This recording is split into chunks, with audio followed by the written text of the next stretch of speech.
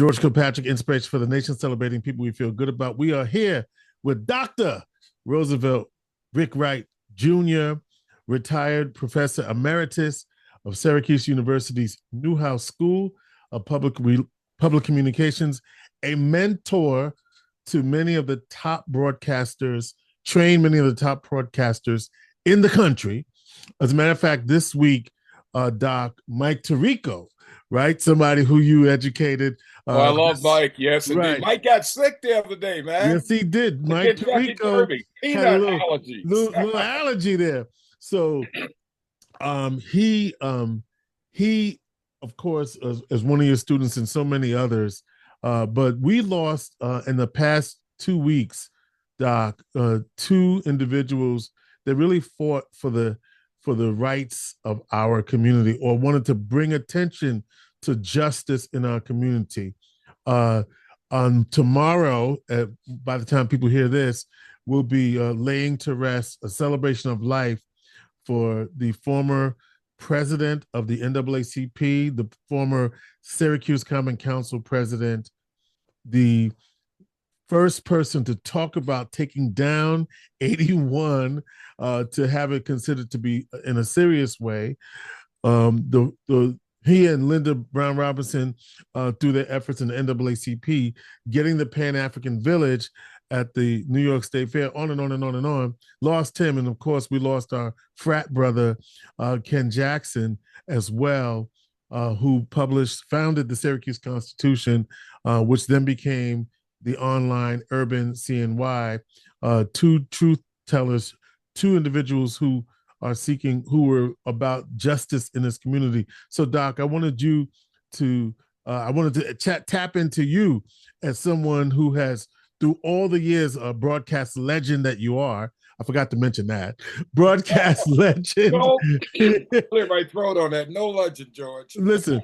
Just a hardworking brother who came to Syracuse to go to school to get my doctoral degree. Well, I'm supposed to be going back home. But, for many, many years, doing Old School Sunday on this very station, Power 620, Power 106.9, and even before that, the Gallop and Goes from Coast to Coast, radio legend in his own right. You and I were at a program earlier this week, recognizing the fallen police officers in our community. And I said, Doc, I need you to come on and really help to put in perspective what has happened in our community historically, around the loss of Van first, and then the loss of Ken. So let me you got the mic, my brother. We got the microphone. Well, George, it's a pleasure to be on your show, Inspirations for the Nation, and of course to talk about two of our very dear friends, also to you, just Van Robinson and Ken Jackson, our great fraternity brother, the Omega Psi Phi fraternity. But first of all, I think there's an interrelationship of the two. Both were two incredible African-American brothers, man, who really worked their heart, soul, and body for the development and the betterment of Syracuse and Central New York when it comes down to the African-American experience. Our city, Syracuse, man, has an incredible legacy when it comes to the African-American story here in America. And at this time in America, when we are seeing we are seeing an erasure of our history, with the present administration as occupying 1600 Pennsylvania Avenue. And of course, as I talk about Syracuse, I want to talk about two brothers who kept, they did all. I mean, you can't say anything bad about Van Robinson and Ken Jackson with regards to their contributions to this great city of Syracuse, New York. And what I was really trying to get into, let's go back to the 18th century and talk about the Underground Railroad. African Americans enslaved in the South, and of course the incredible exploits of Harriet Tubman and Frederick Douglass over in Rochester with the North Star as a journalist and newspaper person in those era. As African Americans came up on the Underground Railroad, Syracuse was a major way station Bishop Jermaine Wesley Logan of the African Methodist Episcopal Zion Church. And George, every day I ride by the corner of Pine Street and Genesee Street. And it's something I talked to Van a lot about. And Van said, Rick, we got to do something about it. And now he's gone, but we got to make this happen. A real recognition of that corner and the incredible Underground Railroad way station that Bishop Logan and his lovely wife put together. You know, George, by conservative estimates and looking at the research that I'm doing now, I would say by conservative, over 3,000 African Americans basically stopped here in Syracuse and were fed and nurtured by Bishop Jermaine Wesley Logan at his location on the corner of Pine Street and Genesee Street. If you notice, that whole area is completely just sitting there now. Right. Going down. Right. It works in mysterious ways, and there's a drugstore boarded up right in that location. And many people don't really know the significance of the Underground Railroad and the way station that Bishop Jermaine Wesley Logan put together. I'm laying that out to indicate that our history here in Syracuse is incredible. And that history has been maintained by outstanding personalities who have come to Syracuse, New York, including yourself, George, GK, George Kilpatrick, and others of our many friends that we've known over the years. And the point I'm making is that two incredible people, of course, Ken was born and raised right here in the city of Syracuse. Then he went down to Ithaca College and majored in journalism and came back to his hometown, and knowing all of the problems that we had. Ken, I just think I love about Ken, our fraternity brother, that he was a one-band man. Right. I mean, you know, we're talking this day of time of journalism really being in trouble, as far as I'm concerned. Newspapers are disappearing. We're in an era of disinformation. We're in an era of what I would say the just horrific usages of mass communications that can be used in a very unique way. We're using it in a real horrible way. It has spread disinformation and information. But Ken, and of course, our story has always never been told, George. I mean, I'm talking about the African-American experience in America. Sure. Every considerable thing that can be done to wipe us out has been done to us, period. And of course, you think about all of our great journalists over the years, including here in Syracuse, Samuel Aringo Ward, who put together the Impartial Citizen back in the 1800s. And then, of course, Ken laying on that foundation. You remember Emo Henderson? Yes. George, Emo. Oh, God, just think about Emo when I first met him, Emo Sr., and his outspokenness on what needed to happen here in Syracuse. When I first came, we run into a lot of levels of discrimination and people trying to get jobs at Niagara, Mohawk, and all of the other companies. But getting back to Ken Jackson, our brother, the Omega Psi Phi fraternity, incredible writer, incredible usages of the 5 W's of journalism, the who, what, when, where, and why, with regards to the African-American community. And then, of course, CNY Urban, which was online, and of course, his papers and all have just been tremendous.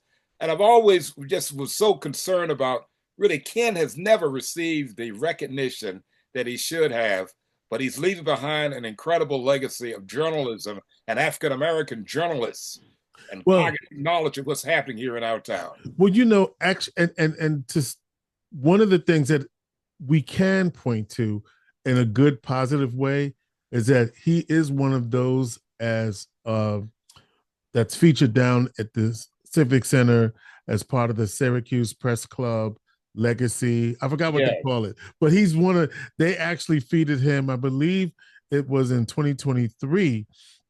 He received that Legacy Award for his lifetime contribution. Lifetime achievement and contribution to journalism. Yeah. I maybe, as I get old now, I'm just coming up 82 years old here in July. Yeah, listen. Been in this struggle a long time. Yeah. But I still will say that the recognition that he got much too, I mean. No, but your point well taken. And I'm just saying that's one thing that they finally did. And the other thing, to your point, you know, I just want to also recognize that the Constitution, when he first started it, it was he and Stanley Dean Yeah, Stanley Dean. I had forgotten Stanley. Right, Also, and they ran there are other people, Layman Herring and now the we're going Banner, back. Salt City Fats. Here's Layman Herring, Willie Morgan, Kofi Quay, Yeah, Eddie Kofi Quay. Moss, Yes. Eddie Moss, Eddie Moss, and then of course Robert Pritchard. Yeah, Dr. Robert Pritchard. Yes, Yes, the impartial citizen. right. Samuel Wingo Ward's newspaper. Yes. And then even Minority Reporter, which tried to get a little foothold into the marketplace for a little bit. So we've had a legacy of those trying to tell our stories. Because Eddie Moss with the Pride of Syracuse, and Layman Herring. I told this story to. I want to share the story about Layman Herring. Actually, back in the day when I was a student at Syracuse, my father used to write a column for the Syracuse Banner because Layman Herring loved my father's writing. So there was such a bond between them two, and it was a great little thing for my dad. He always had something to say, and Layman Herring liked what my dad had to say.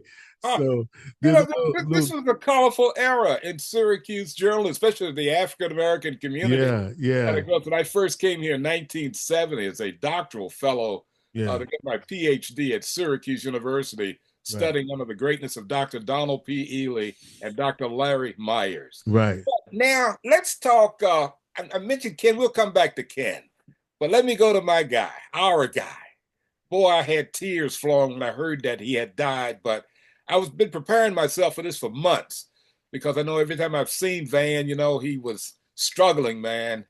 And of course, I'll never forget the day we brought him over to Syracuse University. He wanted to see the new military center, the Institute for Military and Veterans Affairs building. They're right across the street from the S.I. Newhouse School of Public Communications. And Van was in a wheelchair, and I pushed him all over the building, man, and tears were flowing as he looked at the different exhibits and what had been accomplished here at Syracuse, i.e. the military, because he was a Navy veteran. Mm-hmm. My greatest time with Van Robinson was a United States Navy EOV, which stands for Educator Orientation Visitation, where the United States Naval Recruiting Command would assign different naval recruiting districts around the country a chance to take 80, usually about a top number, about 80 educators, principals, guidance counselors, teachers on a trip to a naval base. And back in the 1990s, in fact, I had just got promoted to captain in the Navy, George, and got an assignment that we had an EOV schedule out of Zurich to take people from Central New York and Western New York to the Naval Air Station, Jacksonville, Florida, and also to see the ships and everything tied up at Mayport, Florida. And that is a base, what we call a fleet concentrated area there in Jacksonville, Florida. This educator orientation visit. So I called Van up, Van down he was in the city, in the Common Council in those days. Called Van up, say, Van, Navy, trying to take you out and see the fleet, man. I just got orders from Washington that we need to set up, that we have the authorization to set up an education orientation visitation. Go around Central New York, find principals and people in colleges, guidance counselors, and all to take them out to show them the Navy to help with our recruiting efforts. And Van said, what? I said, yes, Van. And we got, in fact, this is for a whole week now. So I never forget the day, man, got Van, we all came out to Hancock Field.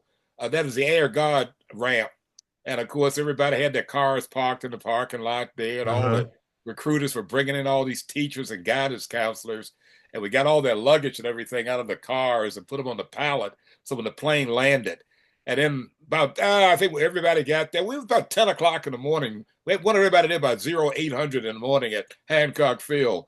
So George hit about 10 o'clock. It comes out of the skies, hitting the runway 28 at Hancock Field, a United States Navy C-9 Skytrain, which is really the 727 civilian version. United States Navy on it. That baby comes in, man, hits the runway, big, beautiful airplane, comes up, and Van looked at me and tears flowing. He said, Rick, man, I can't believe I'm seeing the Navy. I said, yeah, we're going to have some fun. We're going to put you back in the Navy, Van, this week. So we flew out of Syracuse, Hancock Field, Then went over to Buffalo and picked up another group of people in Buffalo, like my dear friend Captain Tom Swobe and Captain Steve McGanka were there with that group. And then we left Buffalo, went up and hit the skies, George, and about 30,000 feet, headed straight to Naval Air Station, Jacksonville, Florida. And then once on the plane, we had, a lot of meeting all the people, could walk around and see the pilots flying the plane. And then I really spotlighted Van. I mean, big time, Van and his leadership role here in Syracuse and the fact he ran for mayor one time in our city years ago. You know that "Try Van" slogan? Try Van.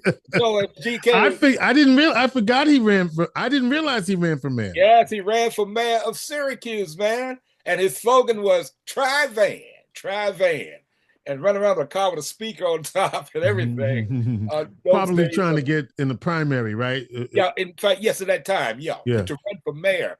But anyhow, I just, knowing Van and his leadership role and also being a Navy vet, had him really to work with me for that whole week and showing people around. Yeah, and tell people, so you're talking about the honor flight, right? Talk about, was this the honor flight? No, this is not the honor flight. No, this is different. Well, okay, that's different. No, in fact, I did a piece on camera talking about Van for the honor flight he went on. But no, I'm talking about a Navy. This is a Navy, we call it an EOV, right. Educator, Orientation, Visitation, where the United States Navy basically flies a plane into the town, picks up, we try to get around 70 educators. That's what the plane can take, or 80. Mm-hmm. And then we actually fly. We going out to San Diego, Norfolk, oh God, every place, man. Jacksonville, Florida, Pensacola. But this particular assignment was to Naval Air Station, Jacksonville, Florida, where the Navy's got a lot of anti-submarine warfare squadrons. They were flying the old P-3 Orions that have been now replaced with the P-8 Poseidon jets. Big, jet frame we got there. But we got there, and I'm telling you, that whole week, Van was in his element, man. And then what was really incredible, we went on board an Arleigh Burke destroyer at Mayport. There were a lot of ships tied up there, aircraft carriers and everything at Mayport Naval Station, Florida. And I never forget the day. In fact, a lot of folk who were on the trip didn't realize that I was a naval officer. And of course, frontline Navy, up close and personal. And I never forget, we were getting ready to go on board this Arleigh Burke destroyer, which was tied up at Mayport. And Van was there. I said, Van, you got to lead the pack. Now you got to follow me. And of course, when you go on board, I was in uniform and everything. And of course, approaching, going to go up the gangway on board the ship. And then you salute the ensign. They bong you. So it's like 4 bongs for a captain. Bong, bong, bong, bong, captain, United States Navy arriving. And I go up the gangway. And there was Van right behind me, man, with the biggest smile than ever, talking about his days in the U.S. Navy. But we had, after looking at all the aviation squadrons at Naval Air Station, Jacksonville, went over to Mayport. And then, of course, we took a trip down to St. Augustine's. St. Augustine, one of the oldest cities in America that still looks like the 16th and 17th century with all the historic houses and everything that they have, George. And that was Van. One of the greatest moments of my life, having Van Robinson for a whole week at a major United States Naval Air Station years ago. And then, of course, we left and flew back to Syracuse, and that was something Van talked about for years. Then, of course, he was, yes, on the honor flight, just a couple of, was it last year, wasn't it? It was very recent. It was definitely recent. Yeah, recent honor flight. In fact, they just had an honor flight that Admiral Paddock and all the others that have put together that just came back just a couple of days, I think this past weekend.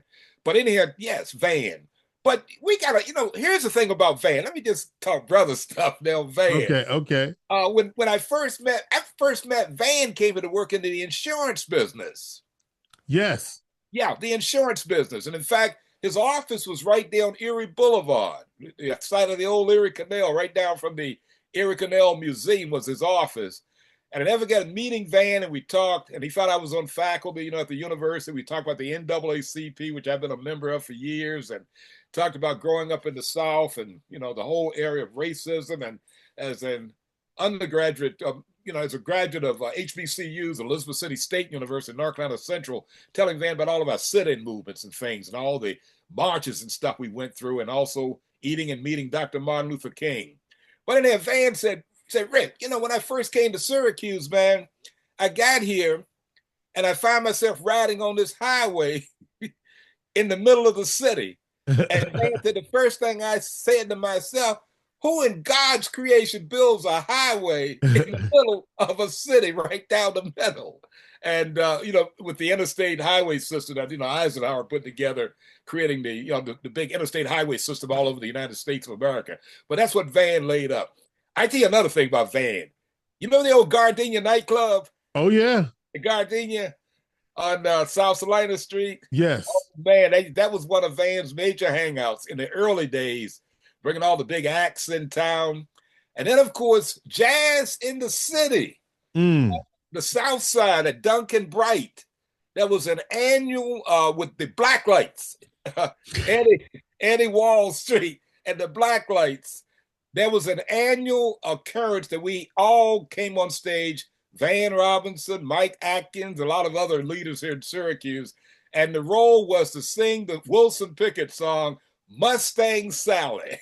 That was Van. Yeah, I'm sure I think maybe C-Jack, others got video they were taking of that actual scene with Van on stage with the Black Lights singing Wilson Pickett's big cut, Mustang Sally. You better turn your Mustang around, man. For people that are just joining us, we're talking with none other than one of the most familiar voices in Syracuse radio, Dr. Roosevelt Rick Wright. And when remembering Van Robinson, of course, but also Ken Jackson, two folks who fought for, through their individual efforts, the betterment of the Black community, all folks really, but for the Black community in particular. Van, through his efforts with the NAACP and as a legislator on the Syracuse Common Council, of course, Ken using his pen to tell the truth about what he saw, especially as a Syracuse native, and the impact of, the university and other decisions on the lives of everyday Syracusans and what that meant. And so, I just want to say, yes, George, to both Linda and Linda Brown Robinson, of course, our condolences and love to you, but also to the family of Ken, his brother and sister, who I had the honor and privilege of sitting with last week at the Syracuse Press Club recognition, as his website, urbancny.com, was voted by the Syracuse Press Club as the best news website. Now, think about that. This is all of the news websites in town. Yes. And with Syracuse and CNY, all of them, right? Ken Jackson's website was voted best news website. And so his brother and sister were there to posthumously accept on his behalf. Here's the other ironic thing. That Saturday of the press club dinner would have also been his 68th birthday. So God works in mysterious ways. Yeah. The great New York State Fair. Yeah. And that's another connection that they both had. Yeah. In fact, I'm going to bring this. I just, you brought me on here and I'm getting old now, but all my memories banks are lighting up now. The great New York State Fair. In fact, Power 620, our radio station we're broadcasting on right now. I used to broadcast live every summer, the 2 Sundays from the great New York State Fair. And then finally, we got the Pan-African Village with the right name on it. And it became the Van Robinson Pan-African Village of the great New York State Fair. And I never forget. How did that come about? Who was our fair director? We had so many who've come and go. Yeah, I can't remember now. But I will say I had a lot of conversations with the director of the fair at that time, a lot of his people. And of course, I indicated, we got the Pan-African Village, but we should name this thing after some folk. I said Van Robinson. And of course, Linda, I think I told Linda that also. We got to get the Pan-African Village. And then, of course, the NAACP also had a stand there to register voters and all. But became the Van Robinson, Pan-African Village. But the thing about it was I had Van on air as the co-host of Old School Sunday, broadcasting live from the great New York State Fair with none other than Mr. Van Robinson. And Van, this thing is named after you. George, I have that on, I got to go on my thumb drive to find that show, man, which I do have. Also, guess who showed up that day? Who? Ken Jackson. Yes. Had Ken and Van on the air at Power, broadcasting for the great New York State. Because Ken, well, he was doing like marketing or something. Ken was working with the New York State Fair, Yes. Ken had a big position with the New York State Fair, and he came over and spent, we had every time we had the break, I had Van on the air and telling Van talk about himself, what he was doing, what his plans are, the NAACP, join the NAACP. That was Van's big push. And so Ken came by, and we were just talking about Syracuse history, and of course the need to have communication sources to let our people know what is happening in this town. And that was Ken Jackson, our great fraternity brother, where friendship is essential to the soul. Yeah, Doc, I tell you, and I think we just have to keep using the platforms we have. I know you're still doing some work with Central Current, correct? Oh yeah, I'm the chairman of the board of directors of Central Current. One of the founders. They won a few, along with Tony Malavenda and Larry Busquet. Yes. Yeah, they won a few awards as well as not an upstart, but a newer addition to the media landscape. Yes, in Syracuse. Technically, let's look at what has happened. Look at the number of newspapers that have disappeared. Portland Standard. All over the country. After over 150, whatever the many of years, Portland Standard is now going to cease publications. But we're looking at a time in American history right now. If there was ever a time for our journalistic mass media platforms to be dancing, it is now. And what is happening, we have a whole system trying to basically get rid of media, get rid of journalists, get rid of dissent. Yes. And thank God. And so one of the things that I'm committed to, you're committed to, all of us who have a voice, we cannot be silent. No, we're not going to be silent. Let me say this, we cannot be silent. We will not be silent. We will not be silent. And we will make sure that the community's voice is heard, and that's why we're here. And that's what listen, inspiration for the nation, and the incredible power of radio broadcasting. Of course, I have my real problems with broadcast management and ownership in this day and time.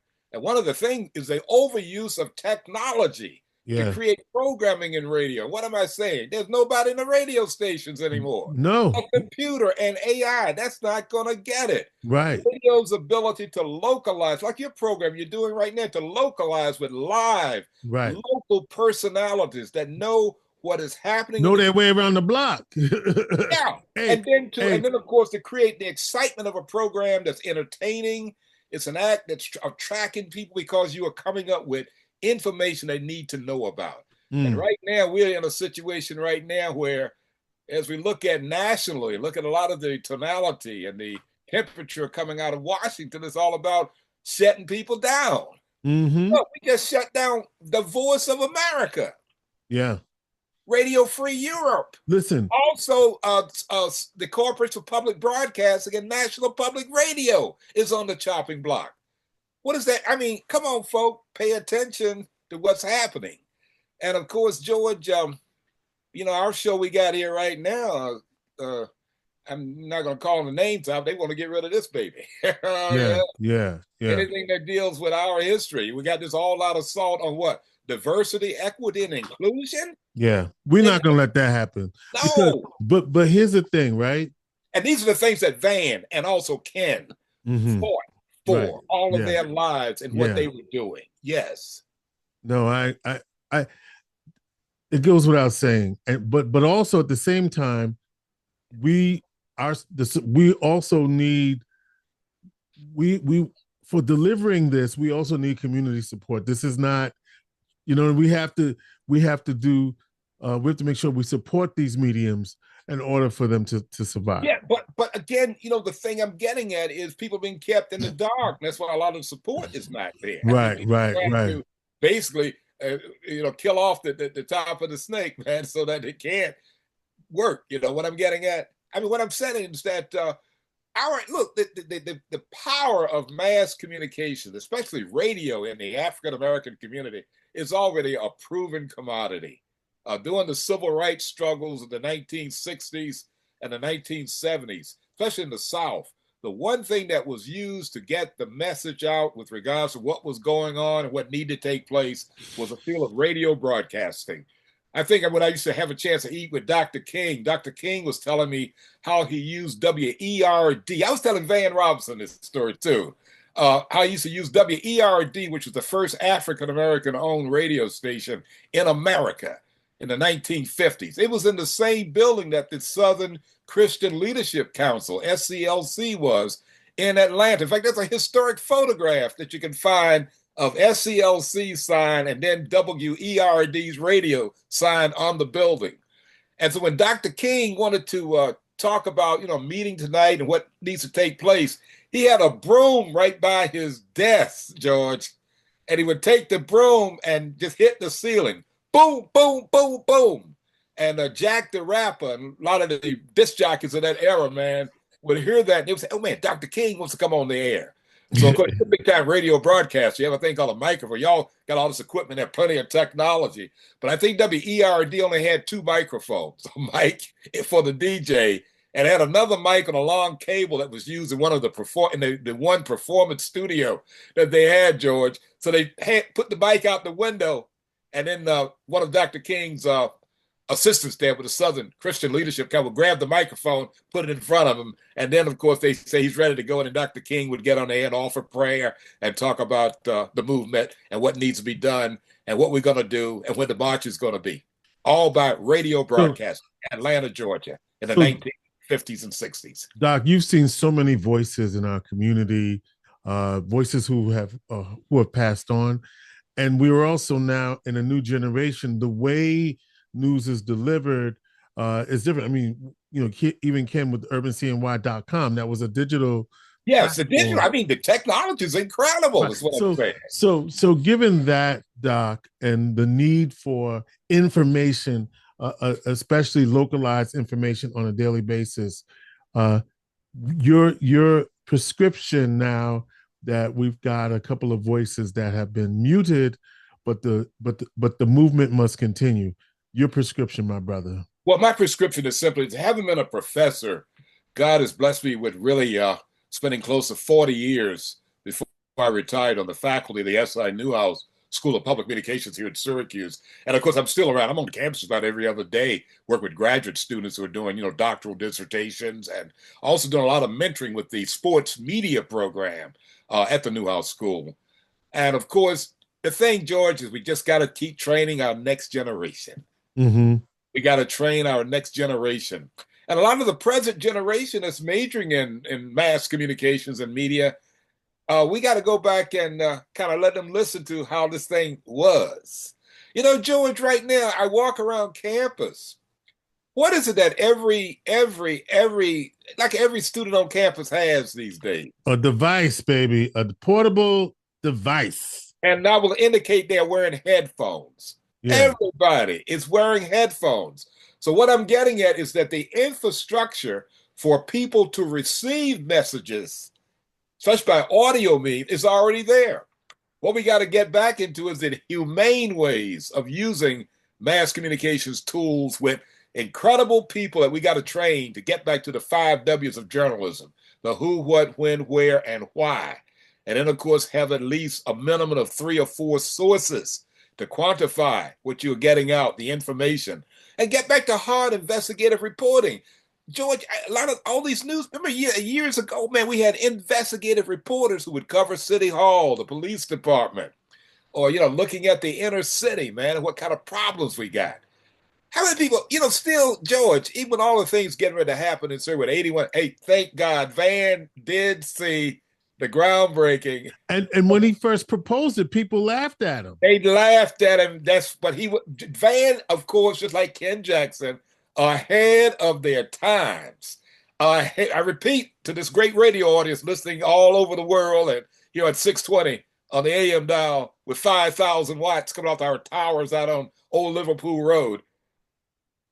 Van Robinson and Ken Jackson were way ahead of their times. You hear me? And of course, they really stood on the shoulders of other great, African-American journalists who, were doing it, trying to make it happen. And of course, a lot of our folks, press got burned down. And I think of Maggie Walker down in Richmond, Virginia, in the banking area, man, those southern towns. George, we got something going. They come throwing a firebomb in the place, setting it on fire, man. That's how much we have dealt with in this country as African Americans trying to get our message out. But again, Ken Jackson and Van Robinson both did an incredible legacy in this town. And George, their legacy is not going anywhere. They've laid a foundation. And I'm sure what we have to do again is to train and teach our present generation, George. We got to tell them about what we got going, man, what we have done. I'll take that to mean we have to tell them all of these things in the way that they receive information. Yes. So we can't rely upon the tried, tested, and tried true methods of yesterday. We have to do it in the way communication is done today. This is a broadcast, but it's also a YouTube video. It's also a podcast, right? It's also. By the way, George, a podcast of a radio broadcasting. Exactly. Right. And you know what has happened, George? Right. Let's get to it. Radio. I mean, you've been in this business a long time. Podcasting is filling a hole that terrestrial radio is no longer doing that they should be doing now all over the country. Is what I'm getting at. Yeah. I mean, you look at your big news talk radio stations that don't exist anymore. Right. Where you had live local talent interviewing people. We talking a station going 24 hours a day, 7 days a week, 365 days a year. Content, man. And I'm hearing people, I got a podcast. Well, we used to do that. This is nothing new in radio broadcasting. And of course, a lot of our folk didn't hear those stations because some of our new people have been born. We talk about when things kind of start coming unglued in the 1980s with regards to radio broadcasting. And of course, radio still is the most highly efficient, inexpensive way of communicating with people. And what we're trying to do with Central Current now, which is operation we start together, is to use the new technologies. We're just getting started. We're still a baby. Right. In fact, Sean is joining us now. Oh, yeah, Sean Kirst. Yes. Yeah, Sean Kirst. In fact, I'll be interviewing Sean tomorrow morning. Nice. On Central Currents, our radio podcast platform. And of course, we use the facilities of WCNY, your other station that you were a big pioneer in years ago. Back in the day. Listen, we've got a legacy to uphold and a legacy to continue. And Dr. Rick, I wanted to take this opportunity to say to you, thank you for all that you have done to keep our legacy alive, to keep our history alive. You have an incredible encyclopedic memory of so many different milestones in our history, not only nationally, but locally. And many of those who have been trained as broadcasters, Mike Tirico, amongst others across this country, owe a lot in part to what you've been able to show them. It's just radio, baby. Keep it local and keep it local, baby. Major market, as I major tell market. Major market material. Major market. Do you have an act that attracts, man? That's all you need, George. An act that attracts. And Dr. Rick Wright, our legacy and his doc, we got to get you back. We're going to make you a regular feature here, just like we used to do back in the day. Oh, well, we're not talking about anything new, We've already. That's right. This is what we always did. And that's what we love doing, too. And you said people still, that show has been gone for 10 years. Oh, George, let me tell you, look, it happened today. No. I was in a top supermarket that went out on Nottingham Road. Had an older lady come up to me. Oh my God, Dr. Rick.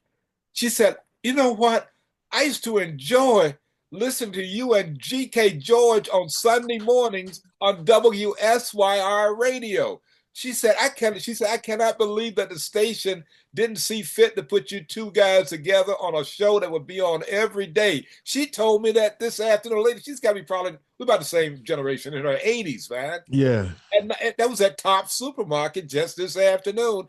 And, hey, when was the last time we did the WSYR, which is 2015, 2016? It's been a minute. and the Atomic Dog, George. I used to play Atomic Dog. That was your theme song. It was like, but I really, that Sunday, we were only on the air. That's what we did, about 10, 20 minutes or something. Yeah. 8 Every o'clock Sunday hour. morning. And there are people still, and this is 2025, and I'm still running to people say, Rick, when you and GK gonna bring that back? But George, I will say this, and to Ken and Van, we had a wonderful thing we did this year, the Dr. Martin Luther King Jr. Birthday celebration from the Dome, our old show on Z89 WJPZ. We were able to reunite for that. That was great. One of the students, the new general manager, Rob, said, my God, Dr. Wright, man, we can do so many other things. I said, yeah, look, we got the Dr. King dinner. Hey, can we broadcast it? I said, let me get George, and we made that happen. Of course, we had Dr. Charles V. Willie's daughter. Yes, at the keynote. College here. George, we've been really blessed. And I will say this tonight with tears and levels of emotionality. Ken, Frat, love you. You gave it your all, man. And just think, in Ken's case, if the big money types, had said, boy, this guy's really, Chad, let's bring this cat in, man, and let him run an operation, get him some help and get him some people and make it happen. But really, Ken's product looked as if he had a whole organization of 30 people working for him. Right. It was a one-man band. And I think Van, go ahead. And Van Robinson, man, I mean, right down to the end, Van was in the struggle, man. And of course, Van was I never forget, we had the Wall of Honor that we put together, which now stands in the Convention Center. World War II military African-American vets, like Mr. Cecil Cooper and others, a lot of them now dead and gone to heaven years ago, went down to the War Memorial. And they said, hey, we were looking for our names on the wall. I think they went out to maybe some event at the War Memorial. Right. And they didn't see their names on the wall. And so they came to me and said, and I called Nick Pirro, who was county executive, that Nick, why isn't the young African-American say, oh yeah, Rick, that would have, but they weren't born in Onondaga County, so they're not qualified to be on the wall at the War Memorial. I said, but look, they got out of the military and moved to Syracuse, built houses, homes, families, paid taxes, everything you're supposed to do. And you mean that they weren't, you keep them on because they weren't born in Onondaga County and they spent all their lives here? Well, anyhow, we got together, and Van, and Lovey Winslow, and a whole stack of us got together. I said, let's put up our own wall. And we put up our own wall. All you got to do is go to the Civic Center, downtown, the big Civic Center there. Yeah. And you walk in the door, and there it is, all in gold, all the African-American veterans of World War II and Korea on the wall. We will continue to raise our voices. And though we have lost two, we will make sure that their legacy continues. Remembering Van Robinson, remembering Ken Jackson with Dr. Rick Wright. Oh, God, I haven't done justice to our remembrance today. And every time I do a show like this, man, I think I should have talked about that. But again, George, thank you for inviting me to be on your show, Inspiration for the Nation on Power 620. WHEN, iHeartRadio. And of course, it's showtime, baby. Major market. Let's keep it going. And we will never forget Ken Jackson and Van Robinson. And we got to do some other things like, scholarship money, endowment. You got them coming from? Name some buildings. You got them coming, George? I see you. Okay, yeah. Let's do it. We put the names on some buildings and some new housing developments that are coming up. And of course, in Ken's case, need to talk, of course, Ithaca College is his school. And Amy, who he was at Syracuse, she's the dean now. I got to talk to Amy. We got to get a journalism endowed scholarship. Say at Ithaca College, man. Even Syracuse, man, in Ken's name. Yeah, and just a reminder, Ken Jackson won over 30 Syracuse Press Club awards. He was in the game, award-winning journalist covering the community in his own style. We remember both of them with Dr. Rick Wright here on George Kilpatrick. Well, George, Inspiration for the nation. I forgot about the time, man. Jeez, I know you got time and all of that. Have we covered the? Have we gone over, or I'm just having fun with you here, man. That's what we listen. Hey, listen, Doc. When it's your thing, it's your thing. You know what I'm saying? Yeah, well, I tell you now, as you close out your show, man, I'm coming up 82 years old in July, and I started working in radio when I was 15 years old. All those years, man. It's been a lot of fun. God has been good. Having a chance to teach in 5 universities. I worked in probably about 20 radio stations, and also a long career in the U.S. military. Also, Navy has been very good, and of course, still active and on a national board too. The board of directors of the National Naval Officers Association as a historian. And of course, we got Central Current going to make that happen here in Syracuse. CentralCurrent.org for people who want to find out more. All right, Dr. Rick, we got to go. Inspiration for the nation.